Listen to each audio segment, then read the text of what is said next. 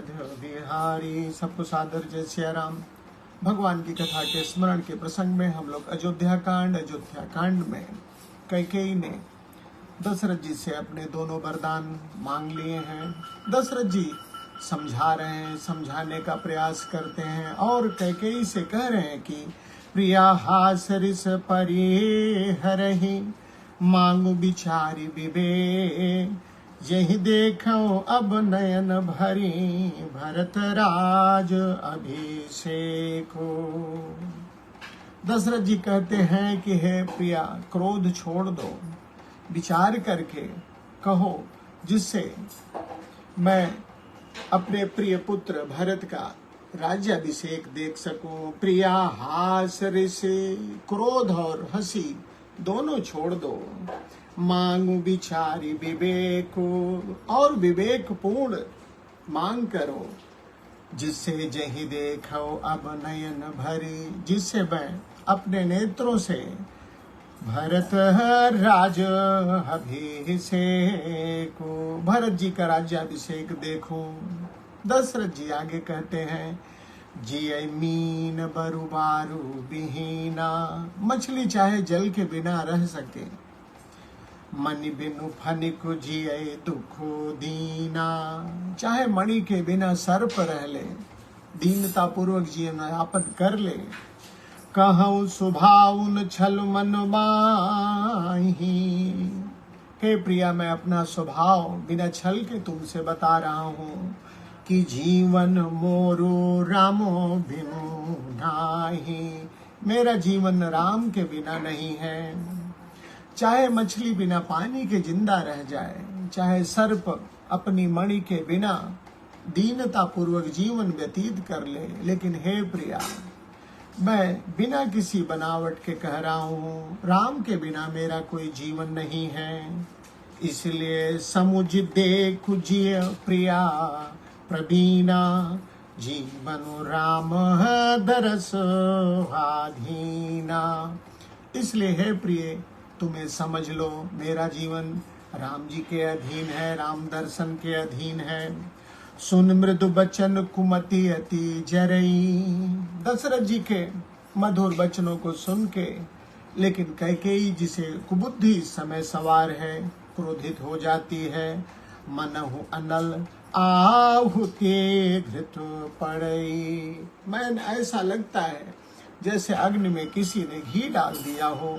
दशरथ जी के वचन उसे ऐसे लगते हैं। वह कहती है दशरथ जी से, कहि करहु किन कोटि उपाया, चाहे आप कितने अब उपाय कर लीजिए, यहाँ न लागी राहुरी माया, अब आपकी माया नहीं चलने वाली है, अब आपकी माया का प्रभाव मुझ पे नहीं पड़ने वाला है। कैकेयी ऐसा कहती है।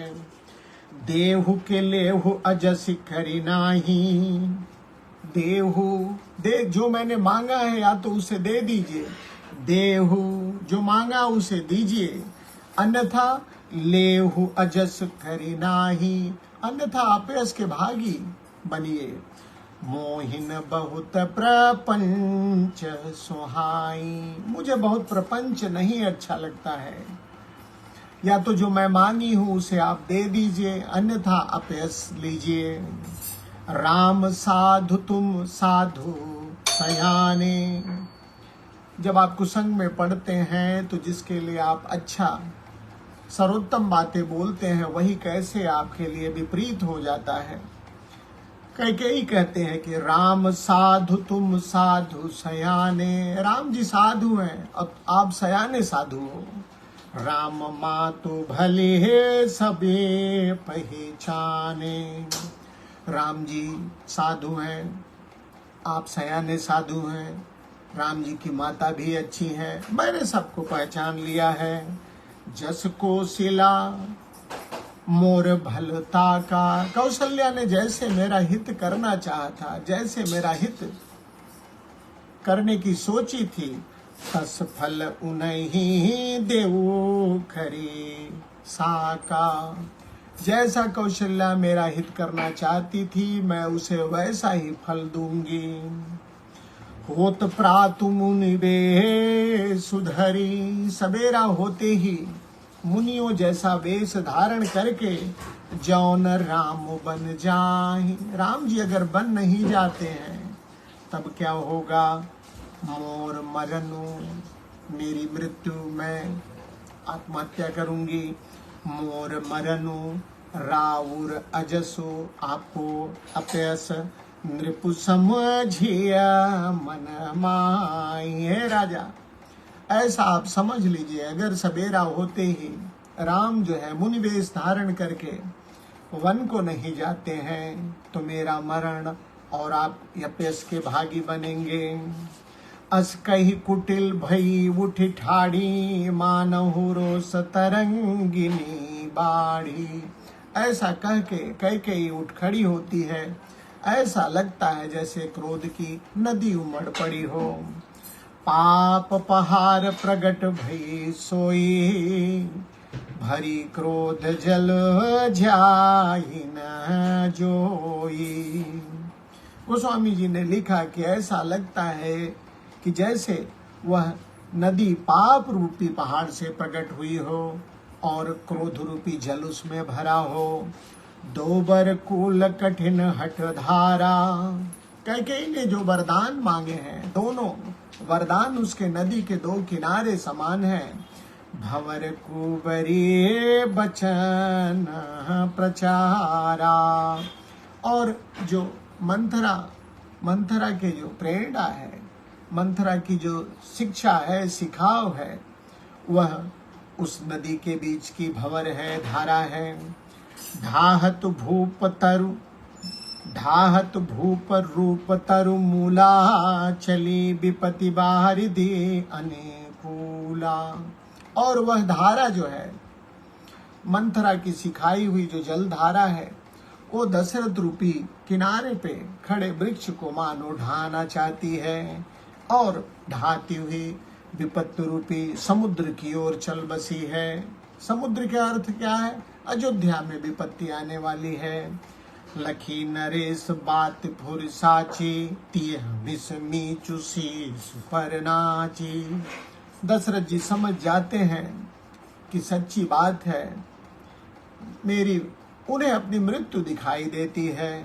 कैकेयी के बहाने गही पद विनय कीन्ही बैठारी। देखिए राजा ने लिखा है, गही पद विनय, उसके पांव पड़ते हैं, विनय किए हैं, बैठाया है उसे, और कहा है कि जन दिन कर कुल हो सी कुठारी। तू सूर्य कुल के लिए कुल्हाड़ी मत बन।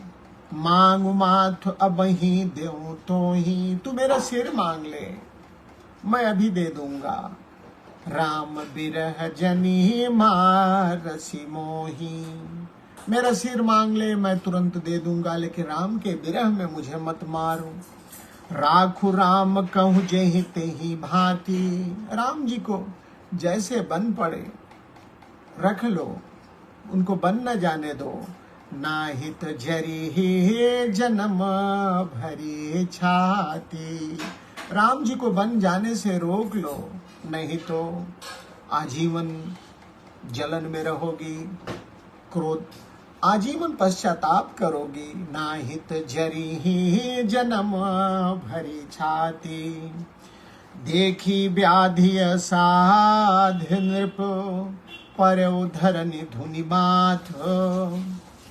दशरथ जी ने देखा कि कैकेयी मानने वाली नहीं है, अपने हाथों को मस्तक पे लगा के दशरथ जी पृथ्वी पे गिर पड़ते हैं।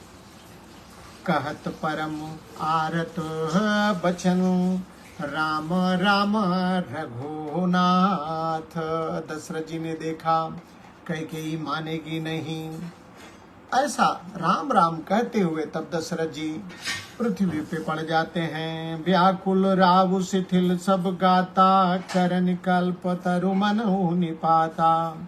राजा व्याकुल है, शरीर शिथिल हो गया है, जैसे मानो किसी हथिनी ने वृक्ष को, कल्पतरु मनोवांछित वृक्ष को उखाड़ फेंका हो। कंठ सुख मुख आवन बानी, जन पाठी नो दिन बिनु पानी। दशरथ जी का कंठ सूखा है, मुख से बात नहीं निकलती है, ऐसा लगता है जैसे मछली बिना पानी के तड़प रही हो। कैकेयी देख रही है, पुण्य कह कटु कठोर कैकेयी, मनहु घाय महु माहुर देई। पुनः कैकेयी जो है दशरथ जी की स्थिति को देख के कड़वे वचन बोलती है। ऐसे लगता है जैसे घाव में जो है नमक भर रही हो। जो अंतहु अस कर तब रहबू। कैकेयी कहती है कि अगर अंत में ऐसा ही करना था, अपने वचन को नहीं निभाना था, तो मांगू मांगू तुम के ही बल कहबू। तो वर मांगने के लिए किसके बल पे आप बोलते थे? हे राजा, दुई की होई, या तो यश मिलेगा या तो अपयश। दुई की होई एक समय भुवाला, दोनों में से केवल एक ही होगा। हसब ठठाई फूलाऊ बुगाला, या तो आप हंस सकते हैं या तो क्रोधित हो सकते हैं, नाराज हो सकते हैं, दो में से एक ही हो सकता है। दानी कहाऊ बरु कृपनाई, आप दानी भी कहलाना चाहते हैं और कृपण भी। होई कि खेम कुशल रवताई, क्या ऐसा हो सकता है कि आप बहादुरी भी दिखावें युद्ध में और चोट न लगे? दोनों एक साथ नहीं हो सकती है। छाड़हु बचन की धीरज धरहु, कैकेयी कहती है कि या तो अपनी प्रतिज्ञा छोड़ दीजिए या तो धैर्य धारण करिए, राम को बन जाने दीजिए। जनिय बलाज में करुणा करेऊ, और अबला स्त्री की भांति जो है चीख पुकार मत मचाइए। तनुतीय तनय धाम धनु धरनी, सत्य संद कहूँ तृण समबरणी। कैकेयी कहती है जो सत्य का व्रत करने वाले हैं, सत्य का पालन करने वाले हैं, उनके लिए तनु शरीर, तीय पत्नी, तनय पुत्र। तनुतीय तनय धामु घर, धनु धरनी पृथ्वी, सत्य संद कहूँ तृण सम, इनके लिए सब चीजें तिनके के समान होती हैं। मरम बचन सुनि रावु कह, कहु कछु तोर न दोष। कैकेयी के कड़वे वचनों को सुन के दशरथ जी ने कहा कि तेरा कोई दोष नहीं है। लागे हो तो ही पिशाच जिम कालु कहावत मोर। दशरथ जी ने कहा तेरा कोई दोष नहीं है, मेरी मृत्यु, मेरा काल तुझे पिशाच बन के लग गया है, इसी से तू ऐसा कह रही है। चहत न भरत भूपत ही भोरे, विधि बस कुमति बसी जिय तोरे। दशरथ जी कैकेयी से कहते हैं भरत तो भूल के भी राजपद नहीं चाहते हैं, लेकिन भावी बस तू ऐसा कह रही है, भावी बस तेरी कुबुद्धि फिर गई है, तेरी बुद्धि फिर गई है। सो सब मोर पाप परिणामो, भयउ कुठार जही विधि बामू। दशरथ जी अंत में पश्चाताप करते हैं, कहते हैं सब मेरे पापों का परिणाम है, जो तू भी, जिसके वजह से विधाता तुम्हारे विपरीत हो गया। भयउ कुठार जेहि विधि ही बामू, जिससे विधाता कुछ समय बेमौके, यह मौका नहीं था विधाता के विपरीत होने का, वह भी विपरीत हो गया। सुबस बसी फिर अवध सुहाई, सब गुण धाम राम प्रभुताई। करी हई भाई सकल सेवकाई, हुई तिहु पुर राम बढ़ाई। दशरथ जी कहते हैं तू चिंता मत कर, तेरी उजाड़ी हुई अयोध्या पुनः बसेगी, राम जी की प्रभुता स्थापित होगी, सारे भाई उनकी सेवा करेंगे और तीनों लोकों में राम जी की बड़ाई गाई जाएगी। तोर कलंक मोर पछताऊ, मुए हुन मिटि न जाई काबू। जो तुम पे कलंक लगेगा और मेरा पश्चाताप मरने पर भी नहीं मिटेगा। अब तो ही नीक लाग करू सोई। अंत में दशरथ जी हार जाते हैं, कहते हैं जो तुझे अच्छा लगे तू कर, लेकिन मेरी आंखों के सामने से हट जा। लोचन ओट बैठो मुँह गोई, मेरे आंखों के सामने से हट जा तू। जब लग जियो कहूँ कर जोरी, दशरथ जी ने कहा कि जब तक मैं जीवित हूँ तब लग जन कछु कह शिव होरी, तब तक मुझसे बात मत करना। फिर पछतय हंसी अंतो अभागी, अरे अभागिनी तू अंत में पछताएगी। मारसी गाई न हारू लागी, तू तुच्छ बात के लिए राम जी को वन भेज रही है। पर राव कही कोट विधि काहे कर निदान, दशरथ जी ने उसे समझाया है और कहा है कि क्यों नाश करने पे तुली हुई हो। पर राव कही कोट विधि काहे कर निदानु, क्यों सर नाश कर रही हो। कपट सयानी न कहती कछु जागति मन हो मसाना, लेकिन कैकेयी बोलती नहीं है, जैसे ऐसा लगता है जैसे कोई मंत्र सिद्ध कर रही हो, केवल सुन रही है। इधर दशरथ जी राम राम रट बिकल बुआलू, जन बिलु पंख बिहंग बिहालू। दशरथ जी राम राम की रट लगाए हुए हैं, जैसे बिना पंख का पक्षी बेहाल हो जाता है, उसी तरह से दशरथ जी की स्थिति है। और दशरथ जी हृदय में मना रहे, हृदय मनाऊ भोर जनि होई, राम ही जाई कहे जनि कोई। दशरथ जी कहते हैं कि सवेरा न हो जिससे राम जी को वन जाने के लिए कोई न कहे। उदौ करहु जन रवि रघुकुल गुरु, अवध बिलो की सुलोही है बुरु। दशरथ जी भगवान सूर्य को से विनय करते हैं कि हे सूर्यदेव आप न निकल के केवल आपको कष्ट मिलेगा। अवध बिलो की, अयोध्या को देख के आपको कष्ट होगा। भूप प्रीति कह के कठिनाई, उभय अवध विधि रची बनाई। राजा की प्रीति और कैकेयी की निष्ठुरता दोनों को ब्रह्मा ने रच के बनाया हुआ है, दोनों की पराकाष्ठा है। बिलपत नृपहि भयो भिनु सारा, बीना बेनु शंख धुनि द्वारा। पढ़ई भाट गुण गावई गावक, सुनई नृपति जनु लागई सायक। इस तरह से दशरथ जी विलाप कर रहे हैं। सवेरा भोर हो जाता है। महल के द्वार पे बीड़ा शंख सहनाई इत्यादि बज रही है। बंदी जिन गुणगान करने लगे और जिसे सुन के दशरथ जी के हृदय में दाह उत्पन्न होता है। मंगल सकल सुहाहिन कैसे, सहगामिनी विभूषण जय के। दशरथ जी को ये सारे जो मंगल हो रहे हैं वो सुहाते नहीं है। जैसे कोई स्त्री जो सती होने वाली है उसको आभूषण शोभित नहीं होते हैं, वही स्थिति दशरथ जी की है। तेहन सिनीदि परी नहीं काभू, राम दरस लालसा उछाभू। पूरे अयोध्या में उस रात कोई सोया नहीं है, सभी को राम जी के दर्शन की लालसा है। द्वार भीर सेवक सचिव कहें उदित रवि देख। सूर्योदय हो गया है। द्वार पे सचिवों ने देखा कि सूर्योदय हो गया है। महल पे बड़ी भीड़ लगी हुई है।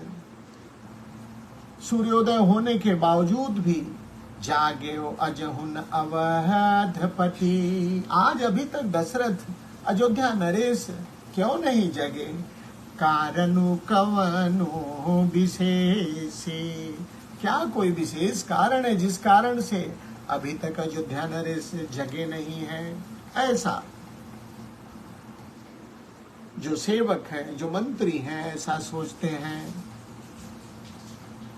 क्या पाते हैं, अंदर क्या हो रहा है, इसका पता हमें आपको कल चलेगा। आज के लिए इतना ही।